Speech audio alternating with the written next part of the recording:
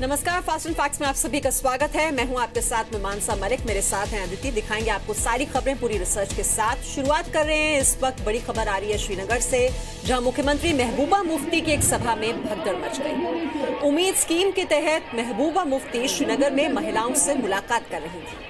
जम्मू कश्मीर की सरकार ने उम्मीद स्कीम के तहत वुमेन सेल्फ हेल्प ग्रुप्स बनाए हैं और इस ग्रुप की महिलाओं का आज शेरे कश्मीर इंटरनेशनल कॉन्फ्रेंस सेंटर में जमावड़ा लगा था। सीएम महबूबा मुफ्ती की मौजूदगी में ही अचानक एक और बैठी महिलाएं भागने लगीं। किसी को समझ में ही नहीं आया कि हुआ दरअसल क्या। अचानक मचे भगदड़ में एक महिला बेहोश भी हो गई, जिसे अस्पताल पहुंचाया गया है। तस्वीरें आपके टीवी स्क्रीन पर।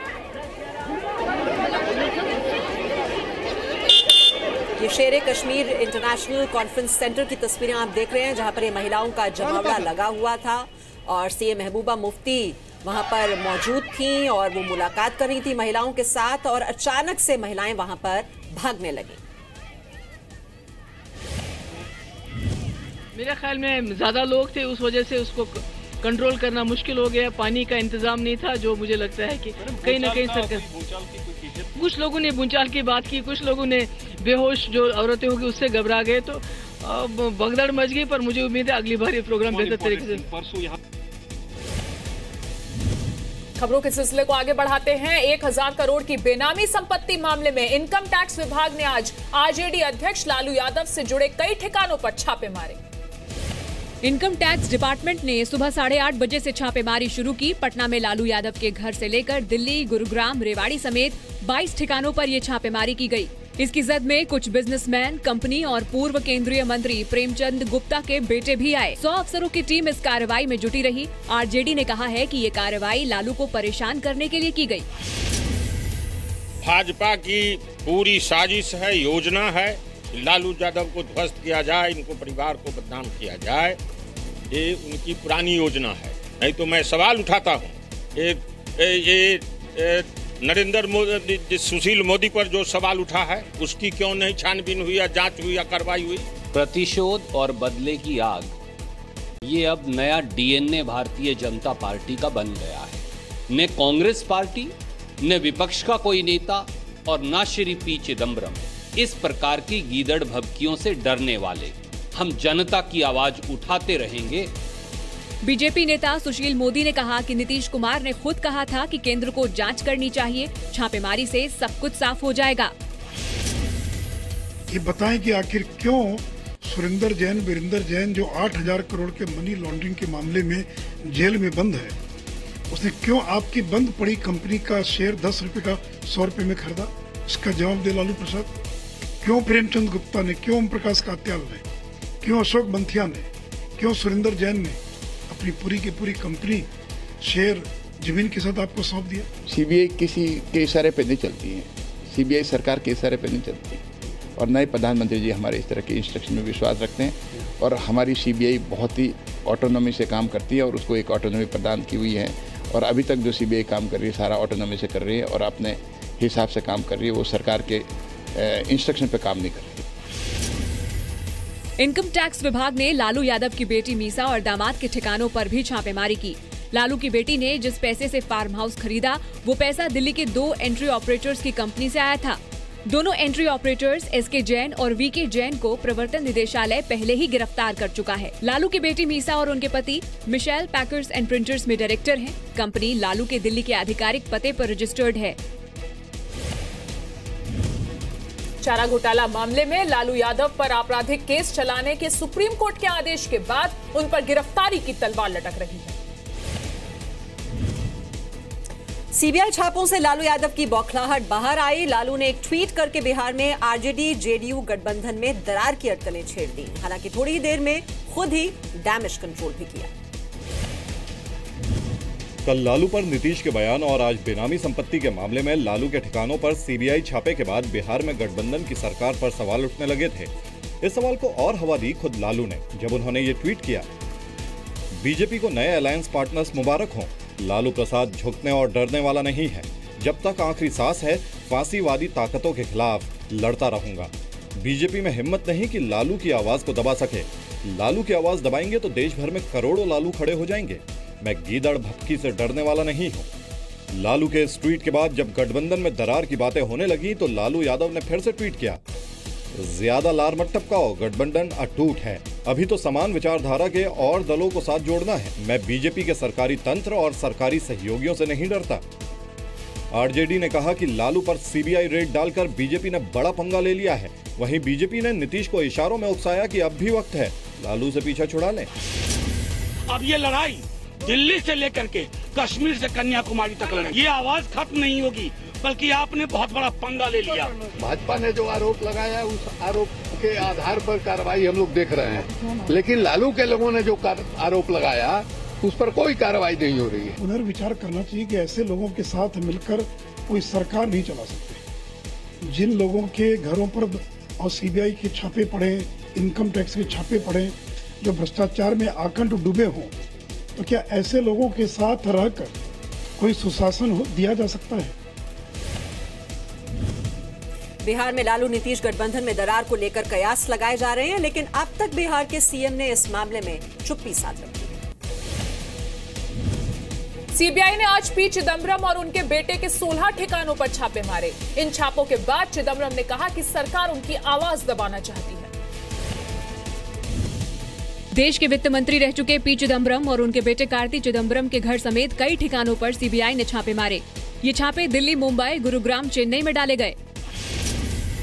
यहाँ जो लोग हैं उनसे हमने बात की, उनका कहना है कि अभी तक 8 बजे के बाद जो स्टाफ यहाँ आया है उसका कहना है कि अभी कोई पुलिस की टीम या सीबीआई की टीम यहाँ नहीं आई है और पिछले 3 दिनों से यहाँ चिदम्बरम साहब हैं भी नहीं। चिदम्बरम कहाँ हैं, कब आएंगे, इसकी जानकारी नहीं दी जा रही है। ये छापेमारी FIPB यानी फॉरेन इन्वेस्टमेंट प्रमोशन बोर्ड की एक मंजूरी से जुड़ी हुई है। इस मंजूरी के पीछे पीटर मुखर्जी और इंद्राणी मुखर्जी के INX मीडिया को गलत ढंग से फायदा पहुंचाए जाने के आरोप हैं। चेन्नई में ही 8 जगह पे रेड्स हो रही है और तमिलनाडु और अक्रॉस द कंट्री भी रेड्स चल रही है। छापेमारी के बाद चिदम्बरम ने एक बयान जारी किया। उन्होंने कहा, सरकार सीबीआई के जरिए मुझे और मेरे बेटे को निशाना बना रही है। केंद्र सरकार मेरी आवाज बंद करना चाहती है। क्या मैं सरकार के खिलाफ बोलना लिखना बंद कर दूं? सरकार विपक्ष के नेताओं, पत्रकारों और कई NGOs के साथ ऐसा कर चुकी है। कार्ति चिदम्बरम ने भी इसे बदले की कार्रवाई बताया। वहीं बीजेपी नेता सुब्रमण्यम स्वामी ने कहा कि कार्ति चिदम्बरम के खिलाफ पुख्ता सबूत हैं। उसने कितने अपराध किए हैं, कितने फॉरेन इन्वेस्टमेंट नाजायज को यहाँ उन्होंने अनुमति दी है और उसके बेटे को खूब पैसा मिला है। 18 देशों में उसने उसकी बैंक अकाउंट्स हैं, हाँ, और घर बने हुए हैं। ये सारी संपत्ति तो अपना देश का, हम ब्लैक मनी के खिलाफ लड़ेंगे तो ऐसा तो करना ही पड़ेगा। INX मीडिया के फंड को FIPB के जरिए मंजूरी दी गई थी। उस दौरान पी चिदम्बरम UPA सरकार में वित्त मंत्री थे।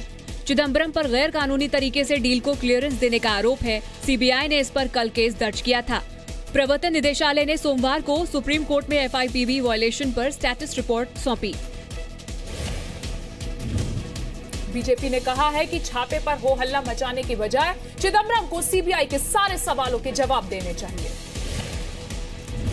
ट्रिपल तलाक पर सुनवाई में मुस्लिम पर्सनल लॉ बोर्ड के वकील कपिल सिब्बल ने ट्रिपल तलाक को मुस्लिमों की आस्था बताते हुए इसकी तुलना भगवान राम से कर डाली। सुप्रीम कोर्ट की संवैधानिक बेंच के सामने कपिल सिब्बल ने दलील दी कि जब भगवान राम के अयोध्या में जन्म लेने पर सवाल नहीं उठाए जा सकते तो फिर 3 तलाक पर कैसे उठाए जा सकते हैं। Sibal all India Muslim personal law board की पैरवी कर रहे थे। उन्होंने कहा, मुसलमान 1400 साल से 3 तलाक की प्रथा का पालन कर रहे हैं और यह आस्था का मामला है। आप कैसे कह सकते हैं कि यह असंवैधानिक है? अगर हिंदू मानते हैं कि भगवान राम का जन्म अयोध्या में हुआ था तो इस आस्था को संवैधानिक मान्यता के आधार पर सवालों के घेरे में नहीं लाया जा सकता। कोर्ट को किसी की आस्था और विश्वास को ना तो तय करना चाहिए और ना उसमें दखल देना चाहिए। जस्टिस नरिमन ने पूछा, तो क्या सुप्रीम कोर्ट को इस पर सुनवाई नहीं करनी चाहिए? सिब्बल ने कहा, जी हाँ, बिल्कुल नहीं करनी चाहिए। सिब्बल ने कहा, पर्सनल लॉ कुरान और हदीस से आया है, इसे संविधान का संरक्षण हासिल है। क्या कोर्ट कुरान में लिखे लाखों शब्दों की व्याख्या करेगा? कोर्ट में सभी पक्ष अपने अपने तर्क दे रहे हैं और क्योंकि ये संवैधानिक बेंच है और इसमें सही और देश के हित में फैसले हैं। देखिए, इस वक्त ये पूरा मामला सर्वोच्च न्यायालय की निगरानी में है, वो देख रही है। इस वक्त कुछ भी कहना कि अगर ये हो तो ये होगा, मैं समझता हूँ उचित नहीं है। एक देश में रहते हुए एक कानून होना चाहिए। किसी भी महिलाओं के ऊपर अगर कोई अत्याचार होता है, चाहे वो धर्म के नाम पर क्यों न हो, उसको तुरंत बंद कर देना चाहिए। केंद्र सरकार ने कल कहा था कि कोर्ट ट्रिपल तलाक को अगर खत्म करती है तो वो तलाक पर नया कानून लाने को तैयार है। केंद्र ने कहा कि ट्रिपल तलाक एक तरफा है, ये मुस्लिम महिलाओं के समानता के अधिकार का हनन करता है। केंद्र कई देशों में वैवाहिक कानूनों की लिस्ट और 4 हाई कोर्ट के आदेशों का हवाला भी सुप्रीम कोर्ट को दे चुका है। सुप्रीम कोर्ट ने कल कहा था कि हलाला और बहु विवाह के मुद्दे पर जरूरत पड़ने पर आगे सुनवाई की जा सकती है।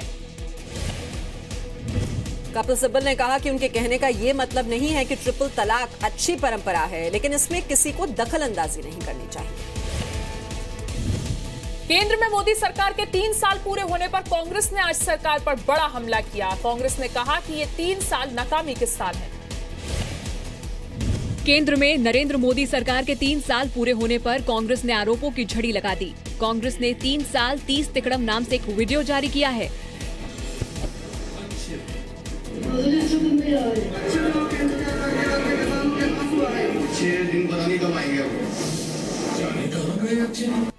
कांग्रेस नेता प्रेस कॉन्फ्रेंस में बकायदा लिस्ट लेकर बैठे और उन्होंने एक सिरे से पूरे के पूरे 3 साल को बेकार बता डाला।